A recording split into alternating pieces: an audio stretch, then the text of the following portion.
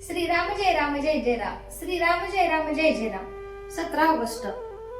निष्ठेचा परिणाम फार आहे. भगवंतावर पूर्ण निष्ठा ठेवून प्रपंचात आपले कर्तव्य केले तर आम्हाला केव्हाही दुःख करण्याची वेळ येणार नाही. आमच्याकडे आठवड्याचा बाजार असतो. एक नवरा बायको असे बाजारला गेले होते. संध्याकाळ झाली. त्यांचे घर फार लांब होते. ती दोघे आपसात बोलत होती की आता उशीर झाला आहे, रात्रीचे जाणे नको, तेव्हा आज इथेच राहू आणि सकाळी जाऊ. त्यांचे बोलणे 2 लबाड माणसांनी ऐकले. ते त्यांना म्हणाले, तुम्ही का घाबरता? आम्ही बरोबर आहोत ना. आम्हाला तुमच्या पुढच्या गावाला जायचे आहे. आम्ही रामा साक्ष सांगतो आहोत, तेव्हा आपण जाऊया. या नवरा बायकोला ती माणसे वाईट आहेत असे वाटलेच नाही. पुढे एका दरीत गेल्यावर त्या लोकांनी त्या बाईच्या नवऱ्याला झाडाला बांधले आणि त्या बाईच्या अंगावरचे दागिने काढून घेतले.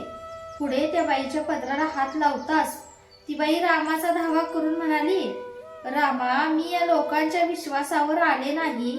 त्यांनी तुझी साक्ष ठेवली, तुझी शपथ वाहिली, त्या शपथेच्या विश्वासावर मी आले.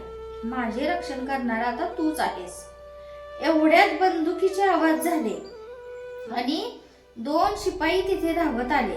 तेव्हा चोर पळून गेले आणि त्या शिपायांनी त्यांना मुक्त केले. त्यांचे दागिने आणि सामान त्यांना दिले आणि त्यांना घरी पोहोचवले.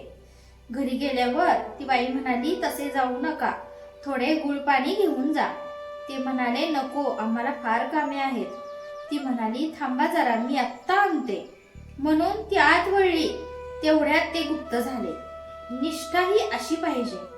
आजवर कितीकांच्यावर किती बिकट प्रसंग आले असतील, परंतु त्यांच्या निष्ठेमुळेच ते त्यातून पार पडले. सगुण भक्तीचा जर काही मोठा फायदा असेल तर तो हा की जेव्हा आपण रामाच्या पायावर डोके ठेवतो तेव्हा आपल्या भावना उच्चमळून येतात. अशा वेळी आपण रामाला सांगावे, रामा, आता तुझ्याशिवाय मला कोणी नाही. मला तू आपलासा करून घे. मी अवगुणी असेन, पण तू माझा अवेर करू नकोस. मी तुला शरण आलो आहे. आपल्या स्वभावामध्ये भगवंताच्या श्रद्धेपासून उत्पन्न झालेला धीमेपणा म्हणजे धीर पाहिजे. जो भगवंतावर निष्ठा ठेवेल त्याच्यावर साऱ्या जगाची निष्ठा बसेल.